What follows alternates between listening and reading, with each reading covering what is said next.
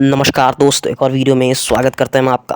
और इस वीडियो में हम बताने वाले हैं अगर अगर मायावती जी और साथ ही साथ चंद्रशेखर आज़ाद रावण एक साथ आ जाते हैं तो क्या होता है 2024 लोकसभा चुनाव में।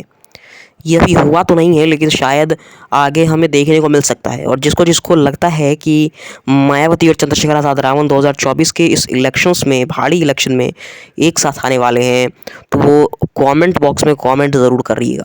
और साथ ही साथ ये भी बोलिएगा कि अगर आ जाएँ तो जीतेंगे या नहीं जीतेंगे। और चलिए शुरू करते हैं इस वीडियो को। मायावती जी और चंद्रशेखर आज़ाद रावण के बीच जितनी भी दूरियां हैं, अगर वो कम हो जाती हैं तो शायद वो, अगर गठबंधन करके चुनाव लड़ते हैं दोनों पार्टी एक साथ मिलकर, तो शायद वो जीत जाएंगी। लेकिन कुछ ऐसी चीज़ें हैं जो चंद्रशेखर आज़ाद रावण में खामियां हैं, और मायावती जी में भी हैं कुछ ऐसी खामियां, लेकिन चंद्रशेखर आज़ाद रावण में कुछ ज़्यादा ही वो मिल रही हैं देखने को।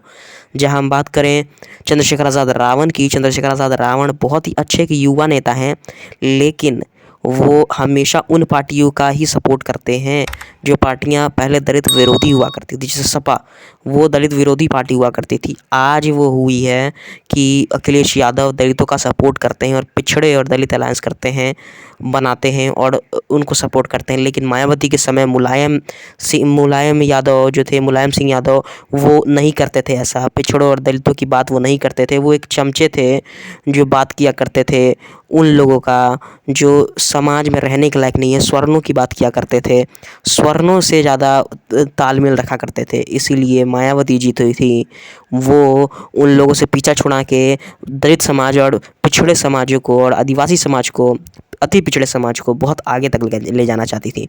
और उनका यही सपना था कि सारे समाज बहुत ज़्यादा आगे जाएं, सिर्फ दलित समाज ही नहीं, सारे समाज को एक साथ लेके चलें। लेकिन मुलायम सिंह यादव ऐसा नहीं चाहते थे।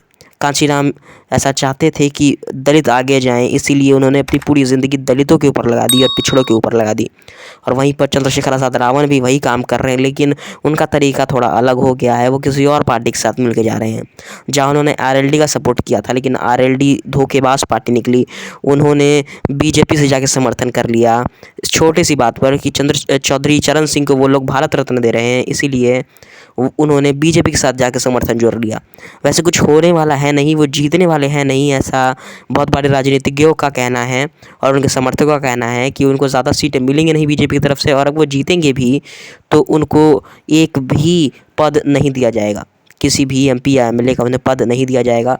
वो सिर्फ उस पार्टी में अपने उल्लू सीधा करने गए हैं, वहाँ पर सेवा भाव करने गए हैं। पिछड़ों और दलितों का बीजेपी में कोई काम नहीं है, यही कहना है हमारे बहुत सारे समर्थकों का। और साथ ही साथ मायावती जी जो हैं, वो अगर चंद्रशेखर आज़ाद रावण के साथ आती हैं तो मायावती में ये खामियां हैं कि वो कभी भी उनके साथ नहीं आएंगी, क्योंकि उन्हें लगता है कि ये बीजेपी के एजेंट हैं जो बीजेपी की तरफ से भेजा गया है दलित वोट काटने के लिए। लेकिन जहाँ तक मुझे दिख रहा है कि चंद्रशेखर आज़ाद रावण एक बहुत अच्छे युवा नेता है जो दलितों की हर दर्द को पहचानते हैं। वो अभी भी काम कर रहे हैं, अगर वो जीतते भी नहीं हैं तब भी आते हैं, दलितों और आदिवासियों की बात करते हैं। और मायावती जी बस देखती हैं, ये खामी है उनमें, वो मदद नहीं कर पाती हैं, आके समर्थन नहीं जोड़ पाती हैं। आकाश आनंद भी नहीं आते हैं दलितों का भाव पूछने के लिए। आपको क्या लगता है इन दोनों में से कौन अच्छा है और इनको आना चाहिए इस चुनाव में या नहीं? कमेंट कीजिए।